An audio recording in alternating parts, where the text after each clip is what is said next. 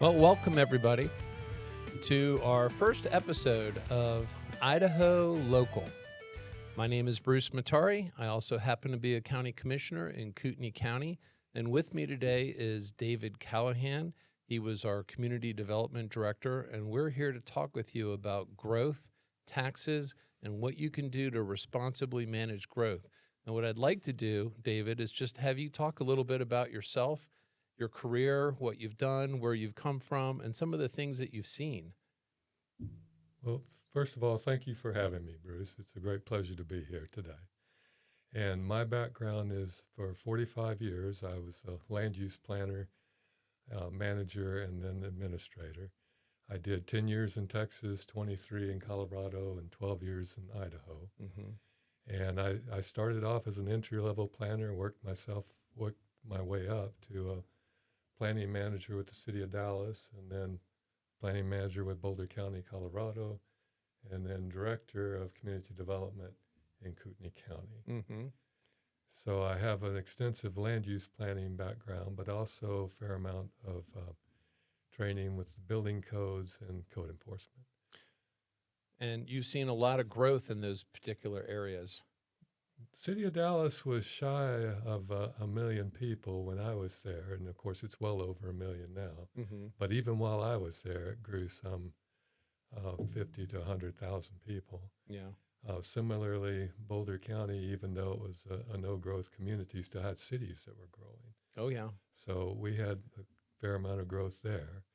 And then in the 12 years I've been in Kootenai County, I've seen about 40,000 roughly people. Yeah, a significant amount of growth. And I remember in Boulder County as a child, a kid, in the late 70s and 80s, my aunt lived in Boulder County and a little town called Louisville. Mm. And it was famous for this restaurant called the Blue Parrot Lounge or something like that. I went to that restaurant. Okay, so then you know.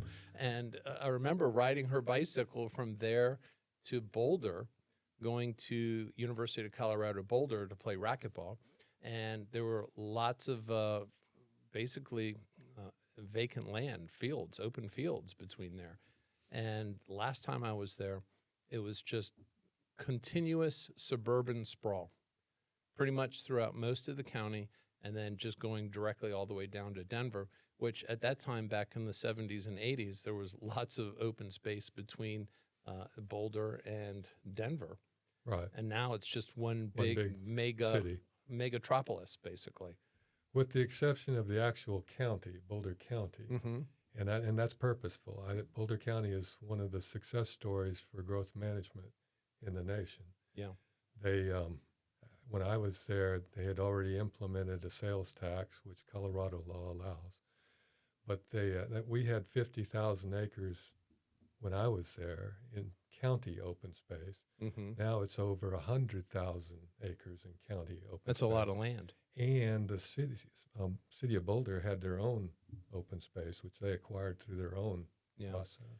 And a lot of people don't realize that open space means, even if did they pay for it? Yes. Okay, so, even if you pay for open space, which of course requires tax dollars, it takes less tax dollars in the long run to maintain open space than it does when it gets developed, right? Well, yes, and especially in Boulder County's case, where they did several things to offset the cost. Mm-hmm. One was that they implemented leaseback programs so that as part of the purchase of the land, they agreed with the existing farming families that they would automatically lease it back so that the families that were suffering under difficult economic times mm-hmm. to make a living farming, because farming's hard these days. Yeah. But once you sell your land, there's tremendous pressure to sell it and develop it. But with the county buying it and then giving it back to the original farm family owners to continue to farm it, then that was one way the land stayed in open space and in practical farming use. Yeah. And without real cost beyond the original purchase by the county. So like you were saying earlier, if land develops, then there's all sorts of things you have to pay for, right? Because like roads and exactly, because you got roads. Okay, so you have to widen the roads because you got more people there. Then, of course, you're going to have more calls for service with law enforcement and ambulance, things like that. You're going to need more jail beds. And, of course, you're going to need more classrooms. And these are all things you have to pay for Yes. because of people, Yes. right? And so I actually have this little chart that just will show it here. And basically, it's how the correlation between population growth and county budget growth. And the same applies for cities. It doesn't matter. This just happens to be for Kootenai County. And you can see the top line is population growth. And going back to 2014, we were around 150,000 people. Now we're just over 190,000. And you can see underneath it in millions the county budget and how it has grown almost exactly in track with the population growth. And then you see those little bumps. And those are capital investments. That's when you just invest in a building or some sort of infrastructure. I think the first one in 2017 is when they expanded the jail. And then the most recent one in 2024 is when we added a courthouse. But the long-term trend line is really what matters. And so, people, they wonder, well, why do my taxes keep going up? And the reality is it's because of growth, right? Yes. Yeah. And so then the next step is, well, how can we get a handle on growth? And that's what this show is about, is to talk about what can be done, because Idaho is a very pro-property rights state, which is a great thing. But they also have mechanisms in place because the legislature recognized this many, many years ago, that you can't have just completely unrestricted growth that ends up oftentimes crushing the service levels that are necessary in order to have a safe and healthy community. And ultimately ruins the very thing that drove people to move here. Well, that's true too. And so that all begins with the comp plan. Is that correct? Well, it is in my view. Yeah. It all begins with the comp plan. Yeah. And can you kind of describe, what is the comprehensive plan supposed to be for a jurisdiction? It is a document that's derived with and through significant citizen engagement. And the significance of that can't be overstated, because a comp plan is only as good as the buy-in from the citizenry. Sure. And, when I was a young man, you felt good if you had good turnouts at public meetings, and there were no internet or multimedia or other ways to garner information. And so one of the things planners always worried about in the 70s and 80s and even 90s was, are you teasing out from the public reflective information that truly represents what people believe, the majority of people? I think with today's information society, it's much easier to know that you're getting there because there are multiple platforms. The platforms have built-in metrics and other ways to gauge that there's good feedback, that it's not overblown or underdone. And so it's easier today to pull together a comprehensive plan that truly reflects the community's desires and aspirations. But where I'm going with that is the comp plan should look at all of the various driving factors for growth in a community. But it should also factor in what's missing. Okay. And what the citizenry thinks is missing. So in our case, one of the things I hope our new comp plan considers, for instance, is we don't have, as you know, we don't have much of a wealth-creating industry base. Yes. And that makes it hard to make fiscal ends meet. Sure. And so one of the conversations I hope there is in this next comp plan update is how much, if any, more wealth-creating industry should the county, not the cities necessarily, but the county try to entertain to start to create some synergy between growth and levels of impact so that we can actually afford the growth we're getting. Sure. Now, let's see if we can't put it in a different set of terms. It's a document that says this is what we want to be when we grow up. Yes. Yeah. How we want to look. And so the questions before the community are, do we want to be a very high density where people live on top of each other type community? Do we want to have a blend of high density and rural or suburban? Do we want a very low density bedroom type community, or some combination of those of all of those? Right. And then also it includes the commercial side of it, whether it's an industrial base, a light industrial, Right. things like that. Now, what's interesting where we're at is that we're right next to Spokane County. Mm-hmm. And one could make the argument that, do we want to have commerce here too? Or do we want to leave it in Washington? Leave it in Washington and have more of a bedroom style community? And the answers to each of those questions will have a profound impact on tax policy. Yes. But, going back to the value of a comprehensive plan, to me, it's if you get good citizenry feedback so that there's true buy-in to whatever the comp plan ultimately says in policy, then you can go forward with writing new ordinances for things like subdivision and zoning codes and other kinds of growth management ordinances, all in a way that reflects not only the citizens' aspirations, but practical realities of fiscal responsibility. Well, and that is the importance of describing what this document will do and getting that kind of feedback from people. And I think sometimes that's where, maybe in the past, people kind of missed the mark, because I don't think the community as a whole, people in general, recognize the value and importance of this comp plan, because not only does the county have to have one, but by law, every jurisdiction has to have one. That's true in Idaho and in most every state in the nation. Yeah. So first we have to figure out what we want to be when we grow up. What are we going to look like? Let's just play the pretend game here. What is your community going to look like when you fill it up? When all these people just keep moving here and there's no more real land to develop, right? Because then after that, of course, economics determines whether you're going to go up.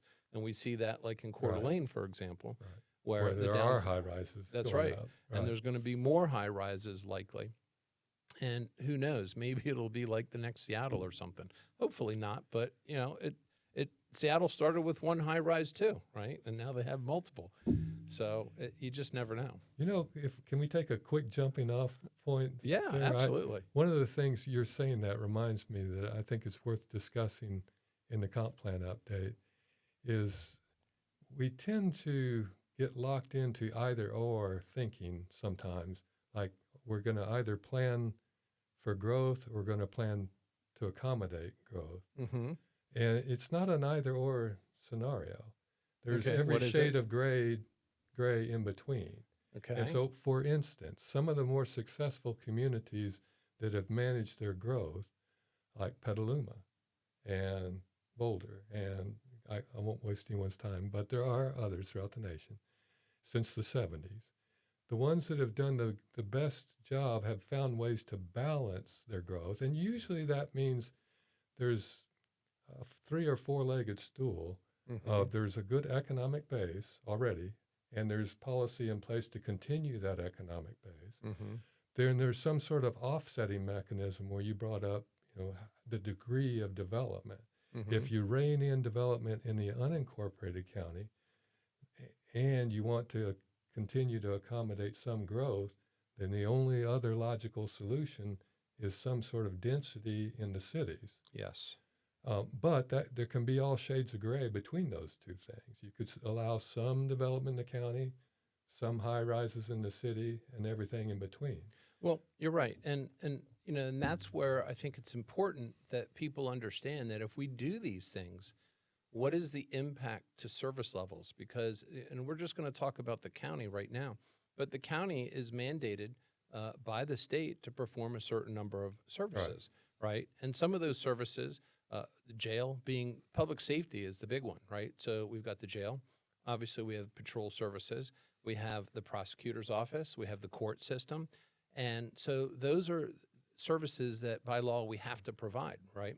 Absolutely. And so what type of density model a community chooses is going to determine the cost. So, for example, DOJ stats show that in urban areas, compared to rural, crime rates on a per capita basis are roughly 50 to 100% more than rural areas, right?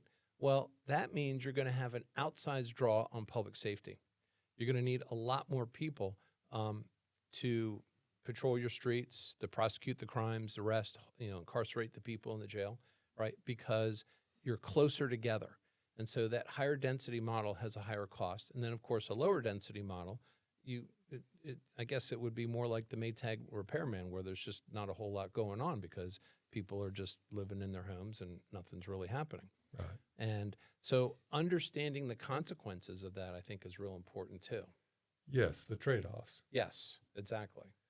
That makes sense to me. And I also want to, before I forget, bring in, to me, one of the factors that really has to be carefully considered in a comp plan update is the degree and extent of those trade-offs. Mm-hmm.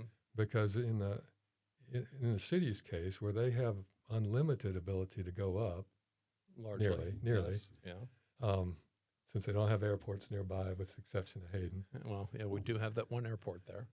But this Coeur d'Alene can go to any legal height, basically. Yeah. Well, I think the limiting factor would be the ground underneath. Yes, You need rock to support. Yes, to support that, right? And but where it's going with that is that, again, there's not an absolute black and white here. It's not this or that. You can do trade-offs of allowing some growth and development in the unincorporated county as long as we know what the ramifications of it are. Yes. And then figuring out what works for the cities, or each of the respective cities, because they each have to make their own political decisions in terms of how much more they want to absorb.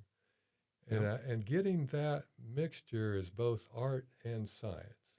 It really takes both to tease out from the citizenry how that's going to work.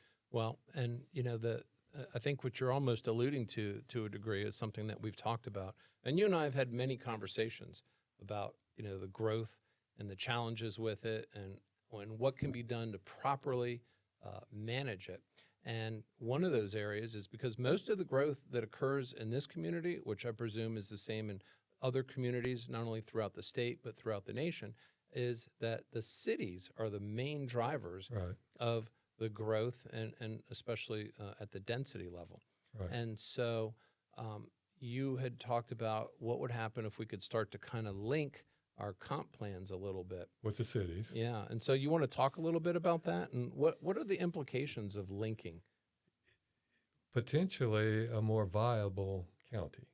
Meaning? When I say county, the cities and the unincorporated county all together. Are kind of working together towards an end goal, if you will. Yes, and that linking of the comp plans sets it up in a policy way that's entirely recognizable by everyone, but also inarguable if you have to go to court. Okay, and that's one of the big things is because Idaho is a very pro-property rights state, and so if you don't have the right mechanisms in place, it's very difficult to say no to growth.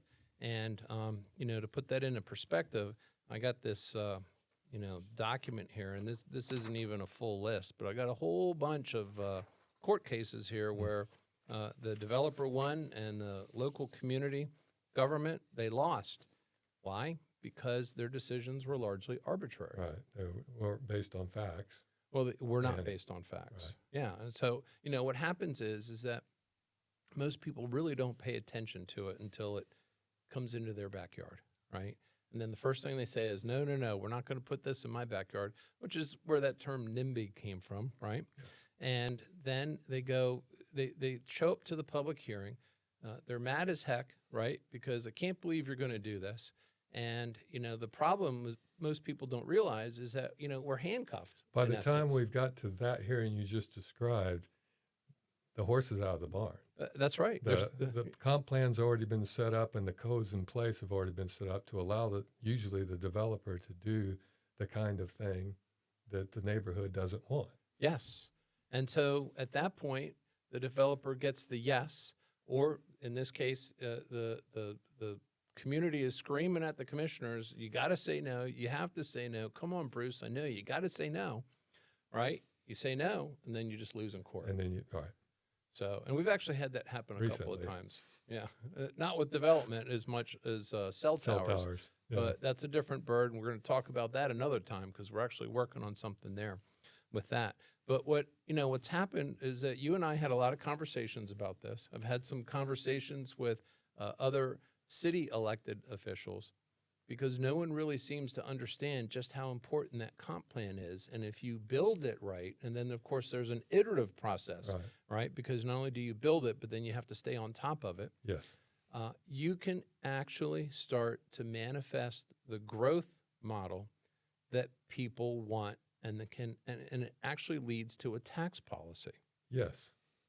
And it reminds me of one of my favorite sayings I picked up some 45 years ago from a planner who was the generation before me. He used to say, planning is like skeet shooting. You have to continually adjust the aim to hit the mark. Yeah. And so, yes, comp plan's all important, but it's not static document. Yes, that's right. But again, I don't think people give it the kind of gravity that and weight that it should be given as a document that should be constantly looked at and evaluated on an ongoing basis. I think the comp plan is the second most important document any local government produces, right behind the budget. Okay. All right. I was going to ask you what the first one was. Budget. The budget. That's right. So, and that'll be another episode. So anyhow, we've had these discussions, and you were so kind to send me an email that really kind of laid out, how this works and what can be done, because we're in the process of updating our comp plan right now. And basically what you want to have is a mechanism that allows you to say no to certain kinds of growth. Right. But it has to be legally defensible. And it begins with a comp plan. And so you gave me this very nicely crafted document that details it. And you came up with 6 recommendations.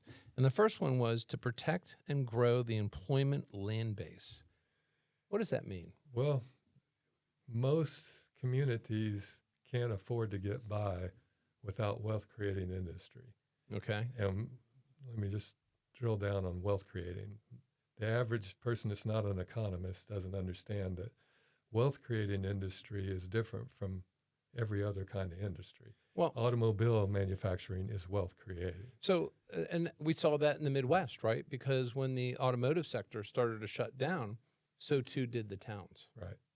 And yes, there's a direct corollary. That's right. So the first recommendation is to protect and grow your employment land base. And in our case, at the moment, it's almost exclusively in the cities. Mm-hmm. The county doesn't have any wealth-creating industry. No. I think there's one buck knife manufacturer. Well, or something. Yeah, but we also got this little short-term rental thing going on, which one could argue is, again.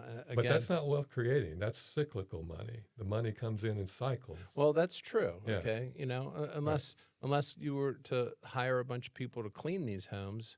Right? Maybe there might be something. I don't want to go down the rabbit hole too far. I know. I'm just kind of. It's still not wealth creating, and the easy way to think of wealth creation, an economist will tell you, is it adds value to a thing. So in your pen's case, the value added here in your pen was the manufacturer pulled all these disparate parts together, manufactured it, milled it, put it together. Now this has value that these separate components did not. Yes. And it sold for a lot more when you bought it yes. than the individual pieces cost the manufacturer. Of course. And that's the kind of thing that's critical to every community. Yeah. To some degree. So protect, identify and protect your wealth building what you have mechanism, the engine, if you will. Thank you. Okay. Economic engine's a good way to remember it. Okay. All right. So number 2. Jobs, housing balance targets, and employment capacity goals. Okay, so we have the economic engine now. This looks like how do we set up workforce housing?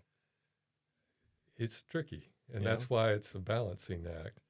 Is that you don't want usually you don't want housing to get way out there in front of wealth creating or jobs, Mm-hmm. because then you have a bunch of houses sitting empty and a bunch of developers going broke. Yeah. And the reverse is also true. Now, actually, one could argue that a good bit of the economic engine in Idaho are retirees. Oh yeah, They that's move all that's here. moving here. Yeah, they Kootenai retire. County. That's right. They retire. They move up here, and they bring their pensions with them. Right. Quite often. And that's largely what we've been living on for a good long time. Yes. But you have to ask the citizenry, I hope, in the comp plan update, is that truly sustainable, and is that your long-term end game? Well, I guess it's sustainable as long as more people continue to move up here and replace those that obviously they pass, right? Because after you retire, their pensions end, so more people come in and move and bring their pensions. And there's not a yes or no to this. I'm just saying this is the sort of dialogue I hope comes up. Yeah, well, you can ask those questions. Right. That seems to be a 20 or 30 or 40-year horizon almost. Yeah. So balancing that target of your economic engine with your housing capacity. Right. Yeah. And then this third one, I find this one interesting. It's actually kind of a fun word, concurrency, right? And you wouldn't think of concurrency in the world of planning. Yes. So describe that. What is that exactly? That term of art now came about in the 80s when the state of Florida used Petaluma and Oregon as springboards. Those Petaluma and Oregon had set up some early growth management processes. But the end game was concurrency in Florida, because whereas Petaluma and Oregon basically said you need to have the infrastructure in place and jobs and other things, or put growth caps in Petaluma's case. They said no more building permits beyond this certain point, and the courts withheld that, and in Oregon too, because it was all done like we talked about earlier.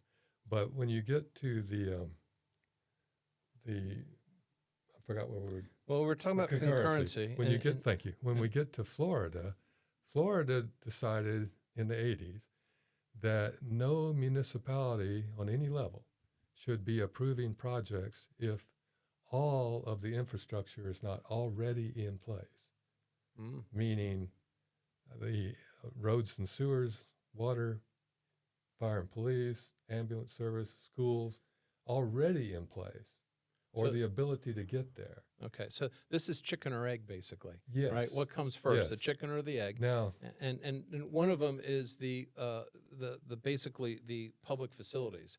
Are they adequate to serve the community? So they either have to be there in Florida's case, or they will be there by the time the development comes online. Okay. So that's the concurrency part. And does Idaho have any kind of concurrency stipulations in their statute? No, but it also doesn't have a prohibition against it that I'm aware of. Okay. Yet.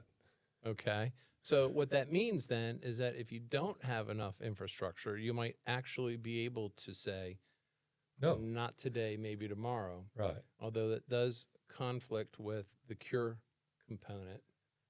You lost me there on the cure. Well, meaning that if you're going to say no to a developer, there has to be if they can cure the deficit. Yes. Okay. But if they can't, I mean, that's where the politicians have to swallow hard and make a judgment call. Yeah. Because there's a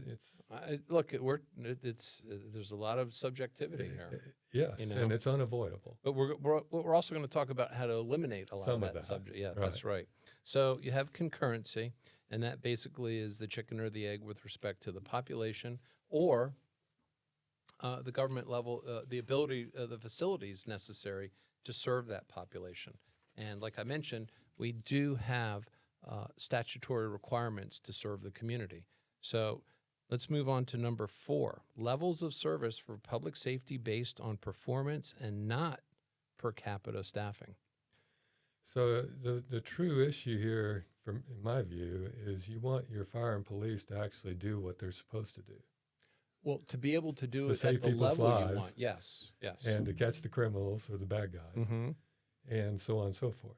Yes. And so as long as you're aiming at real world consequential things, that will withstand legal challenge. And we'll talk about a level of service, for example, is 80% of the calls for the sheriff's office, the deputy is able to show up within 10 minutes or less. That's just an example. Yes. I mean, some of these counties are so big, it could be 10 hours or less. It just depends, right?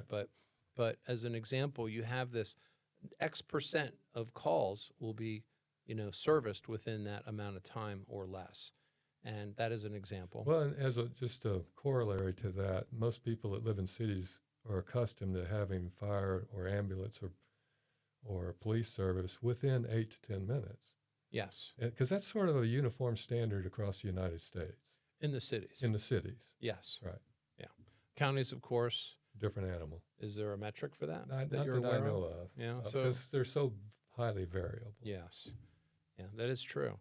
So, number 5, fiscal impact analysis as a standing policy. Now, this one is a good one because I know we don't do that in Kootenai County. But we should. Everyone should. For the same reasons you do with your home, I hope you do for your home budget. Well, see, that's okay. Now I'm just going to step outside the lines here a little bit. That's one of the things is, if you're going to run as a conservative and you're going to, govern as a conservative, one of the principles is you live the way you preach. Yeah. Right. And so, when you live that way personally, you should also live that way as an elected official when it comes to managing and overseeing the government. Fiscal responsibility cuts across all barriers, it seems to me. Yes. And so that is one, and we're going to talk about this because there is a way that you can actually start to incorporate these impact studies into your comp plan and actually get others to pay for it. Yes. If we want to. Right. If we want to, we can do that. Put the burden where it belongs. That's right. That's right. So fiscal impact analysis as a standing policy. And then the last one, the 6th one, is reserve large lots for infrastructure-ready industrial land. And this kind of goes back to your economic engine. Right. And in the county, we don't have much of that. And I don't know that we need much more. Generally, those kinds of lots are in cities. Yes. Where you have water and sewer able to service it. That's right. But there are the kinds of uses that fit well in a county and could be our large lot development. But it's just good planning. You have to know what questions to ask. And I think that's one of the challenges for just about anything that you do is not necessarily what you know, but knowing what questions to ask, right? And so by asking this question of what land should we put aside for future use that's going to serve the community actually could make a lot of sense. So those are the 6 things that you had suggested. And I got to tell you, it really opened my eyes up a lot to the whole process. Yes. And so, moving on here, you build this plan. And right now, we've really been talking in a very abstract way. And I get that. But you have to kind of understand these fundamentals to begin with. Now, let's talk about what is a defensible denial? And I have a little cheat sheet here, and so I'm going to just read this off, and then we can talk about that. Denial is likely defensible, and this is denial to a development project. If an express ordinance standard exists, if the standard is objective, if the applicant could cure but did not, and then findings are clear and record-based. And so this is what you need in order to have a legally defensible denial. And we'll start with the express ordinance standard that exists. You've raised issues that are actually acknowledged in the courts as due process of law. Any good trial attorney will tell you, or land use attorney will tell you, that the elements of land use due process are a notice public hearing, an ordinance laying out the actual requirements, a fair and impartial judge, which in our case is the county commissioners, or the hearing examiner before the county commissioners. Well, not only me, but all of you out there watching who are county commissioners. And so when you have those things in place, met due process, which means you will withstand legal challenge. That's right. Doesn't mean you'll always win, but it means that you have a pretty good argument to stand on when it comes to defending yourself. And so getting good ordinance in place, once you set up this comprehensive plan, this overarching umbrella, I guess, if you will, of what we want to look like when we grow up, what do we want this community to be if people just continue to keep moving here? And where do we want the pieces to lay out on the map, if you will? Right. And then, we want to have objective standards, right? A lot of court cases, let's be candid here. People show up, they're mad, they're looking at their commissioners, you better vote this way or else, right? Yes. And so they end up just kind of saying, they kind of pull things out of the thin air almost to say, well, I'm going to vote against this because it just doesn't fit the continuity of the community, the way I see it. And then they kind of, they've alleviated the crowd, but they've set themselves up for a hearing. That's right, to fail in court. Right. Yes. And I think you remind me of something that's worth drilling down on for just a minute. Due process not only requires objective standards and an impartial body and public notice, but with the due process of law, you really have to factor in the subjectivity of what you're hearing from the public. And so, for instance, for a conditional use permit, there's often language in the ordinance that allows you to weigh that subjectivity for things like, well, let's use LVMF off of radio towers, LVMF's radio magnetic waves. Sure. Because that has an effect on health. And if you hear what you have heard, a couple of hundred people argue that this is going to affect my health and here's how I know, then you can factor that into the decision-making of a conditional use permit. Not so much in a subdivision or rezoning, which have standards that are not so subjective. Does that make sense? Yes, but we all know that you can't use radio frequency and health in cell tower decisions. Right, under national law. Yes. So federal law will always trump us. And then, of course, for many of you, you see these cell towers, you really don't want to see more of them. You say no, and they just go right to federal court. Thank you. Where I was going with that, though, is it still argues for the cell towers that it's not a good neighborhood fit. And so the neighborhood brought in other factors in some of the cases you've had that argued that it's not a good neighborhood fit. Yeah. And that was the subjectivity I was trying to get to. Okay. And that's why, we've lost a couple times, largely because of that. Even though we tried to be specific, we our clearly... current ordinance doesn't go as far as it could. No. And our attorney's working on that. Well, that's right. We actually have a couple of attorneys working on it. And I'm really looking forward to sharing that with you because I think what the gentleman that put that together, and he's been doing it for a few different jurisdictions for quite some time, it is the thinking behind it is just magnificent. I mean, I really have an immense appreciation for not only the way that he set the guardrails up for what it takes in order to install a cell tower, but also the ongoing monitoring of the tower, and then what happens when they decommission it. He's found a niche.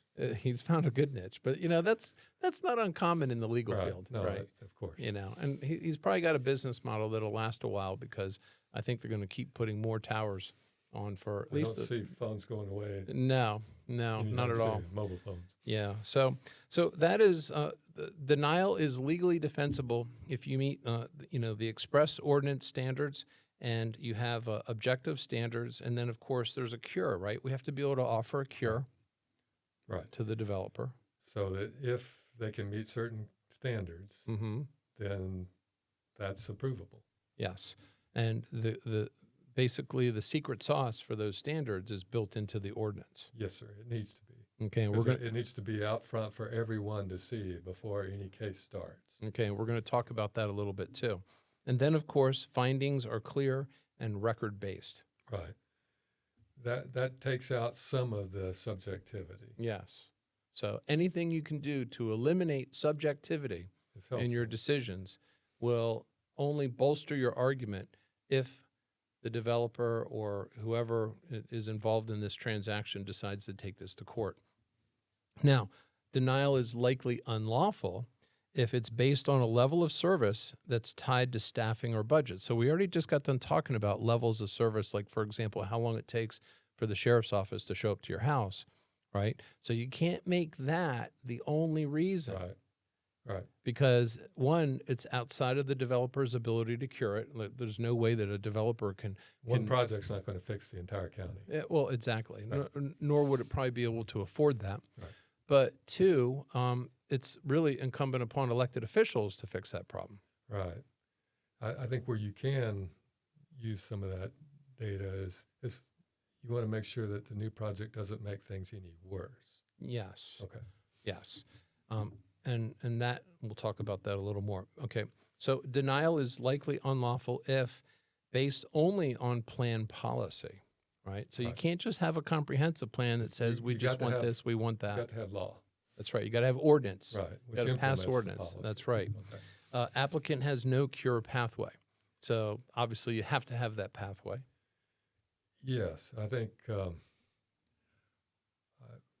sometime we could circle back around with legal scholars. I think there's a whole discussion there about at what point you arguably can just say no. But because there are situations where that's possible, but I don't want to try and do that right now. Sure. I understand. Well, again, it's just, for the basics here, there should be some opportunity for a cure. Right. But again, I think it's situational. It just depends. Agreed. Okay. And then the final component here is that the decision fixes a public funding problem. It is likely unlawful if the decision fixes a public funding problem. If that's all it does. Yes. Okay. So with that said, now let's talk about the ordinances and what needs to be done after you got this nice, wonderful, comprehensive plan, defines everything, you got some service levels built into it, right? So how about, David, if it's okay with you, I would like to start with 10 minutes or less, 80% of calls. We'll just say between 10 and 15 minutes. Because you have to have a range, right? A level of service, or Right. can it be a specific Yeah, hard number? range is always good. Yeah, okay. So we will do, let's just say between 10 and 15 minutes is the average amount of time for 80% of the calls to be As a responded possible to. policy standard that you could then roll into ordinance. Yes. Okay. Okay. So we have that incorporated into our comp plan as a Right. policy, Right. all right? So next is the ordinance. So what do we write the ordinance to say? That it basically mirrors what the policy says, but in a way that is useful for processing applications. Okay. Where it gets tricky is teasing out, which applications need to incorporate that Okay. number. For instance, generally subdivisions would always need to have that factored into it. Okay. Generally rezonings would not. Okay. Generally CUPs would not, generally. But Okay. you can imagine some CUPs that might. Like, I'm just making this up, but maybe a boarding care facility, if it's huge, Mm-hmm. and they got, 100 dogs, and there's all sorts of noise and neighborhood concerns, and the sheriff's going to be in and out a lot because there's all these dogs Mm-hmm. and things, then maybe that's the kind of thing where you still have some sort of standard embedded into the CUP review for that particular use. Okay. So that's where the ordinance writing needs to be thoughtful Okay. to address the various cases that should be tied to the. That would affect those service levels, those response times. Yes, sir.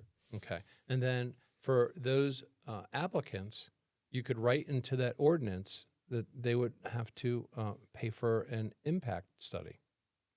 You could. You could, right? Yes.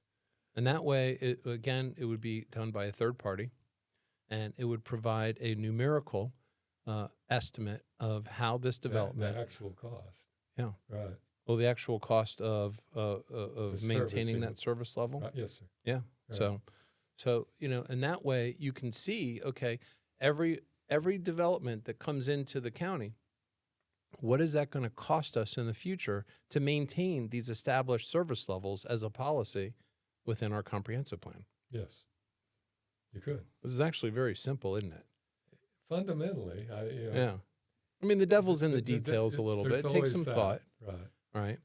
But conceptually, it's really not that difficult. Yes, I agree. And ordinance writing's it's got its own peculiarities, but a good attorney can deal with that. Yeah. I think to me the hardest part is the art and science of formulating the policies in the comp plan to get to the code Yes. and ordinance writing. Now, how many comp plans have you seen that incorporate jurisdictional service levels in Idaho? I haven't seen that many in Idaho because I haven't been to the municipalities like Okay. that. Let me take a quick aside. I had the luxury of serving on the American Planning Association annual awards program Mm-hmm. where I got to read 100 comprehensive plans, it was 120, I think, Mm-hmm. from all over the state, all saying we deserve an award. And at that time, levels of service was a common thing in that state, Texas, for most of the comprehensive plans. Okay. I haven't seen it so much here, but to be fair, I haven't taken a look at all the Idaho areas, but I know our comp plan doesn't even get there. Yes. So, well, at the moment. I would be willing to bet that most jurisdictions don't have that.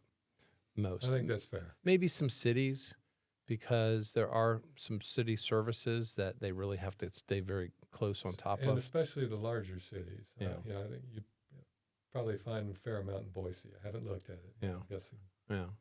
So, all right. So with that said, okay, now we can't write an ordinance that says, well, if we allow for this dog kennel business, and that impact study shows that it's going to push us outside the 15-minute response time, right? We can't say no because there's no cure, right? So what do we do? Does this mean this is where we say maybe we rein in the number of dogs? That's right. So we actually say we can't approve 100 dog kennel, But maybe 75 is just fine. or 75 or 50. Or to make it easier to understand, maybe the total number of people using the facility Okay. is 50 instead of 100, or see where we're going with But we this. can approve it with so the ordinance says if it goes outside, you can only approve 20 or 25 dog kennel. Right. There's ways to nuance that, and that's where Yeah. you do need a good land use attorney to help you decide. But I want to, for the people who watch this, I want to give them something very tangible and specific so they can get to thinking about it. Because, see, the challenge here is that you have done this. So you understand all the multiple myriad shades of gray, right? Right. And for me, I'm walking through this process now. But for the people who are looking at it and watching us and haven't ever walked through this scenario before, having that tangible, specific example oftentimes can be just all you need to kind of go, oh, now I understand it. Right. Well, again, if the ordinance is based on policy that's based on empirical evidence and data and metrics and allows for cures, that's all you need. Now, could it be reasonably argued that the cure is you're not going to have 50 units, you're going to get 25 units? Yes, that could be it. And or some way to get approved that's not an absolute no, unless there's some backing in the comp plan and the ordinance that says you can do that. yeah, because your comp plan has the policy. Right. The policy says between 10 and 15 minutes is your 80% response time. Okay, you get an applicant that wants 150 of units of something, right? And with that application comes the impact study that applicant pays for. The study comes back and says that we believe that this actually could push us back, push us beyond the 15-minute range into 16 minutes. Right. And as a consequence of that, it's already incorporated into the ordinance that the 150 units cannot be approved. However, we can approve 50 today. There's that, and then you're saying it that way reminded me is that part of what makes land use planning and current planning case review of development projects difficult is that it's very, very rare to have a project hang up on one issue, like what you just described of police service, or in our case, deputy service. Okay. It's almost always the case. Just think about the nasty hearings you've been in, that there's 3, 4, 5 different things Okay. Yeah. that are cumulatively saying in your head, no, this is just not going to work. And subjectively, I get to that conclusion a lot of times. Right. But objectively, it's very difficult. So, because you probably can't say no completely just from one item unless it's significant, right? But you can write your code in a way that the cumulative effect of a number of things is a no if you decide that's the case. Okay. Meaning you, the board. So any one item, for example, can be a hard sell. So, that's right. So the 15 to 10 minute range, Right. You go to 16 minutes, right? Well, let's say you also have ambulance service that can't get there because the roads are so bad. Well, okay. Which means the fire service can't get there because the roads are so bad. That's right. And you see where I'm going with that. Absolutely. Okay. That can lead to a no, but if it's one or maybe just two of those items, then it's a maybe it's just a reduction in the number of units. Yes. Or some sort of trade-off. That's incorporated into the ordinance. Right. Right. Okay. And then, of course, one of the things too, and excuse me here, is the fact that, and this happened in Kootenai County, and so this is a tale for those who have not done this to beware a little bit. I want to talk about this because I think it was 2016 where for minor subdivisions, Kootenai County eliminated the, was it the highway district road standards? Yes. Up until 2016, we required minor subdivisions to be next to a highway district public road. Okay. You couldn't even apply unless that was the case. Okay. After 2016, the commissioners decided to open the code up so that not only did you not have to be next to a highway district road, but merely having a private road meeting fire district standards was sufficient. Mm-hmm. And we went from having 3 to 4, sometimes 8 minor subdivisions a year pre-2016 to 2016 and 2017, 2018, 2019. We were doing 100 and 120 minor subdivisions. Yeah, and that's actually so significant. It opened the barn door significantly. Well, but you see, this goes to the concept, if you've ever heard of it, death by 1,000 cuts, right? Because there's no single cut that kills you. Right. But the 1,000th the cuts does. And that's the cumulative effect, right? Right. Now, there is a looming crisis that communities take on that they don't realize a lot of times when they allow for lower standards to allow for more development. And one of those issues is the fact that who's going to pay for these roads when you lower the standards? At some point, the roads are going to need repairs. It's just a matter of when. Yeah. And unless the community of that little neighborhood has been setting aside money, which almost none of them do. That's right. Then there'll be an uprising saying county or the highway district should take this road over. Yes. That puts whoever's in your seat in a very difficult spot. Yes. Because the county doesn't have any funding mechanisms for that. That's right. You'd have to do some sort of special district for that one area. Special levy. And then just think about all the minor subdivisions we've done. Mm-hmm. What if we start to have these multiple special levies all across the county to deal with all these minor subdivisions? Mm-hmm. What a nightmare just that by itself would be in administration. And so that's the looming issue that gets created. Yes, sir. This impending almost doom issue is that over these hundreds of minor subdivisions that have been allowed to be built with lower road standards. Unforeseen consequences. Yeah. And then of course you add on the short-term rentals, right? Because I get complaints from people where their private road down at the end of the street, someone bought the property for a short-term rental, and then you have these people who drive their heavy RVs on the road, and all kinds of different equipment, and then of course you have the wear and tear. It basically degrades at a faster rate. Yes. And someone's got to pay for that. Yes. And at the moment, we don't have a solution, but there needs to be one. That's right.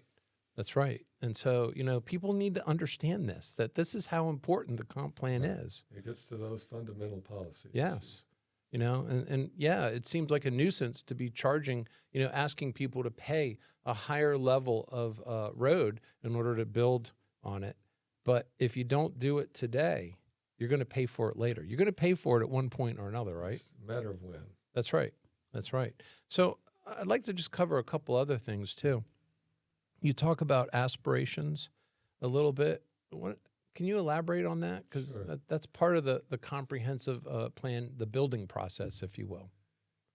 And that's truly the art of comprehensive planning, is that on the one hand, it's fairly easy in today's world for planners to pull together the necessary facts and figures to get an idea of where the community is going and what it'll look like, literally, given the policies that are in place. Mm-hmm. But a good comprehensive plan should reach out to the citizenry in a way that allows them to express what they aspire to be, Mm-hmm. what they would like this community to look like and feel like 20 years from now. And I'll just pull from some of my friends I've known in my 12 years here who lived here all their life. And they say, this is not the community I grew up in, and it's not the community I want to stay in, because it is so very different today than what it was 20, 30 years ago. Mm-hmm. And so those kinds of concerns really need to be pulled out, brought forward, and massaged in a way that we know what people really, truly want Mm-hmm. and aspire to be. And it's tough, it takes some doing, but in today's world, it's easier than it ever has been. Okay. And so do you do this anecdotally or empirically or both? Both. Well, in today's world, you have whole platforms that are designed, by that I mean software platforms, Mm-hmm. that are designed just for this very purpose. You light up a new web page Mm-hmm. and invite people in, and you have a series of questions that are laid out thoughtfully Mm-hmm. so you don't lead anyone, but you do tease out the information you need to know to understand what people aspire to be. Mm-hmm. And when I said it's easier today, that's because the software advances just in the last 10 years are enormously easier to use. You can go on your iPhone or any phone that allows you to connect to the internet and do everything you need to do right there. Yeah. And I'm old school enough. I still like having meetings in person as a sort of balancing to make sure what we're seeing statistically and online, we're also hearing from real people live. Sure. I get it. So the more, I guess, you want to have those stories that actually support the empirical data. Yes, sir. Largely. Yes, sir. And we talked a little bit about protections in ordinance, just a little bit. Can you elaborate on that some? Would you remind me? I forgot. Well, I think it had to do with just what we can do ordinance wise to protect what we have. Like, for example, where we're at in Kootenai County, we have the aquifer. So right. we want to write ordinance to protect the aquifer. Right. Well, and in actual fact, we, the county, took over requirements that Panhandle Health Department once had, but that the state legislature stripped away when the legislature decided that PhD, Panhandle Health Department, is not a public agency or department.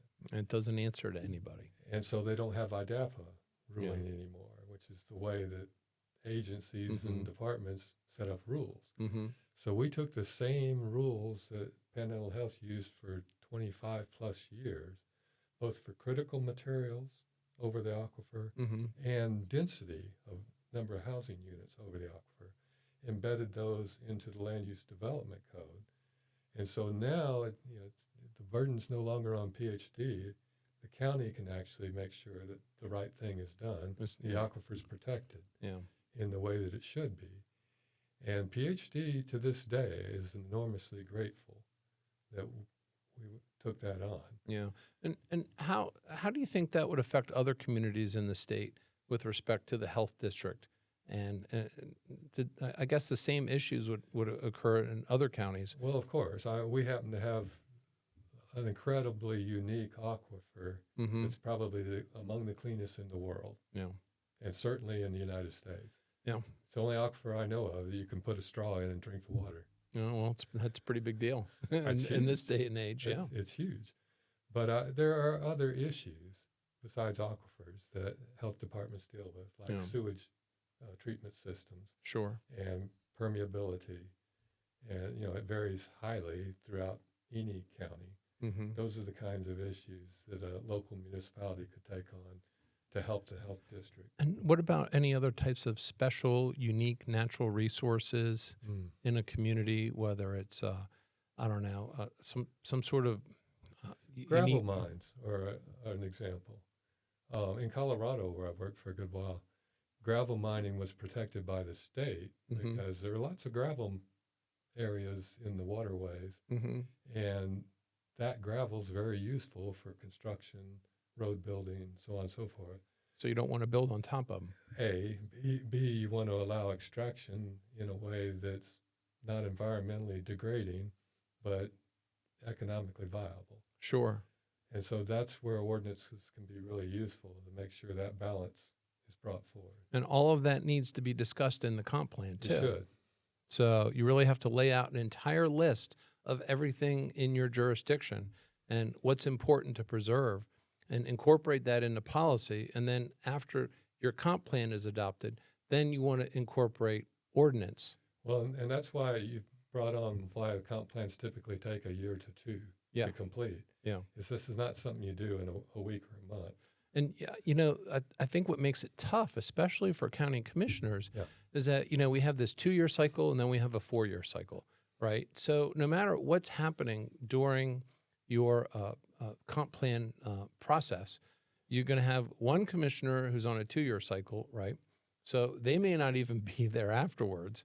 And then you have another one gearing up for election. And another one gearing up for election, right? And they could not be there. And then all of a sudden you have, 2 commissioners that are trying to go in this direction, and then they lose. And now all of a sudden it's going the exact opposite while you're trying to develop your comp plan. Now you know why I say it's an art and science. Yes. The science is relatively easy. The art is tricky. All right. Well, now I understand the art part a lot more too, because that's from your Politics. perspective. Yes, sir. See, from my perspective, I'm trying to figure out how to implement the comp plan that the community tells me they want, which is responsible growth, not just anything goes type growth. Right. So what other issues can you think of, David, that we haven't touched on that we should touch on in this episode? I'm thinking about the statements we went over earlier about growth. Mm-hmm. And I know there's different schools of thought. That in one school, growth is inevitable. Mm-hmm. In another school, growth is not inevitable, but you pay a consequence.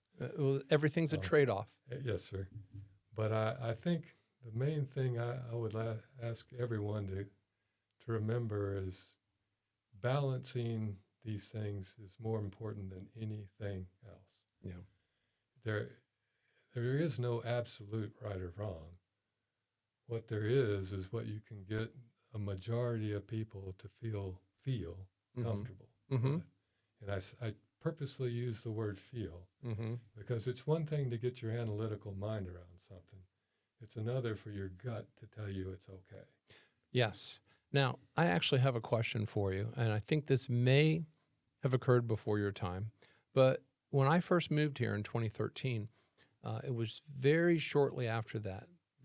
People were in an uproar over this new plan that the commissioners wanted to have that came from a firm in Colorado, and it was going to lay everything out of what people could do and couldn't do. Can you talk about that? Yes, Because I I can. think that's really where the community, I don't know enough about that plan, but the community was in an uproar over it. Yes, I came in 2 weeks after that plan was officially swept aside Killed. by the then county commissioners. Okay. And they spent, I don't mind saying, at that time there was $340,000 spent on a land use and development code that served no useful purpose. And I think there were multiple problems with it. One is it was the wrong consultant. That particular, I knew it's actually a Texas firm. And having grown up in Texas, I knew the people in that firm. Okay. And they brought in a concept for a code that would work really well in Philadelphia. That should speak volumes to you. Well, let's see. That sounds like a very high density model. And very, if you'll pardon the Southernism, highfalutin. Highfalutin. Okay. Well, that probably won't work here. And it didn't. Yeah. And the consultants kept trying to sell it. The staff at the time let the consultants hang. And the commissioners at the time, didn't give any direction one way or the other. I think the bottom line is they hired the wrong consultant. So it sounds like, in essence, what happened was the folks at the community development department said, hey, we found this consultant that can help us get a new comp plan. The commissioner said, sounds good. Go ahead and do hired that. them and let it go forward. Yep. In deference, I'll try to break my arm, pat myself on the back. But Yeah. at that time, there were no planners in the office that had AICP credentials, American Institute of Certified Planners, or even had much real-world experience doing comprehensive plans.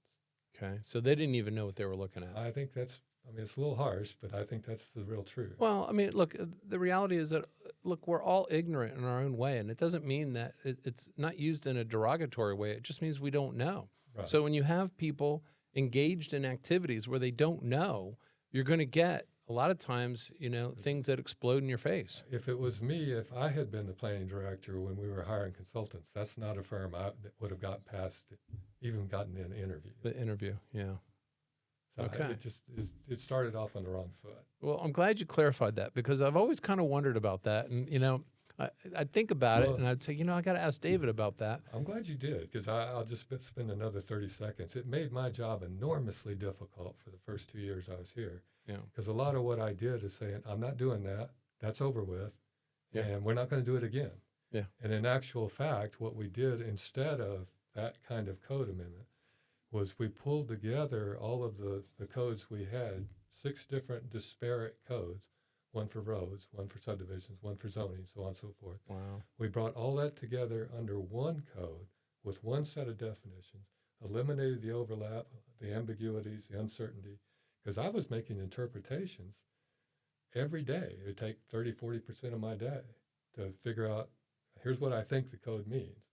Spaghetti code. Yeah, and it was just a nightmare. Yeah. So that's why it took from my start date to 2016 to implement the first consolidated code, Sure. which we've had since then. And it just goes back to, good plans, good comprehensive plans make life so much easier for everyone. And they're generally happier, the community. The selling point that worked well for that, and the common sense part of it, was I told everyone, the Plan Commission, the board, and all the public, whenever they showed up, this is a consolidation of code.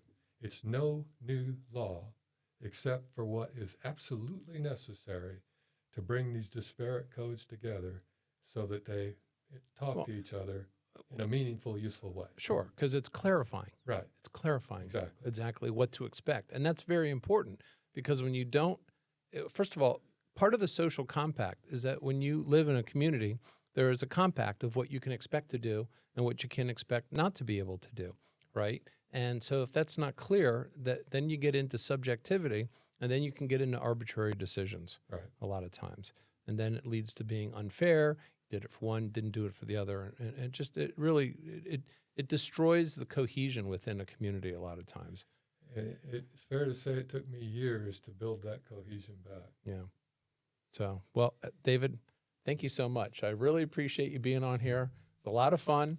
I hope folks that are watching at home, you learn something about your own community and what you can do to make it that much better. Well, thank you so very much for having me. Yeah, absolutely. Well, I'm sure we'll have you on again. We can do this through Zoom or anything, Fair enough. So anyhow, well, thank you so much. I appreciate that. You're very welcome.